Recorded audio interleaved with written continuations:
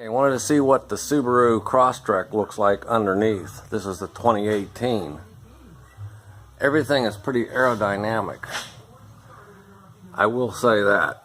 Now looking at the rear suspension, I don't really know if there's any eccentrics on the adjusters or not.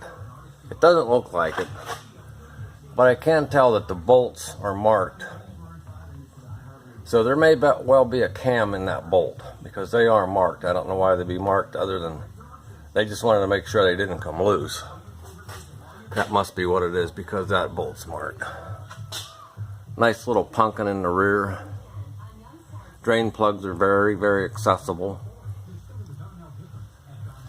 And everything else, the whole underbelly is covered with these fairly thick plastic shields that make the whole car aerodynamic underneath, as you can see both sides.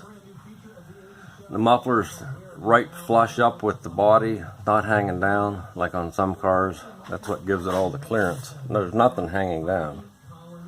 I'll show you a little bit better later. Drive shaft, pretty stout drive shaft. And moving up farther forward, I noticed that the CVT has a lot of insulation on the top of it. That's probably soundproofing. The CVT does have a drain plug, which makes it nice. I imagine you could change that fluid out without having to drop the pan, like on domestic cars. Pain in the ass. And the front too, the front is got the shield on there more or less for aerodynamics, I think. A little aerodynamic. And here again, the drain plug for the engine. Very accessible. And you know the filter's on top, so there's no problem with that. But if you look down the car, it's all flat. Look at that.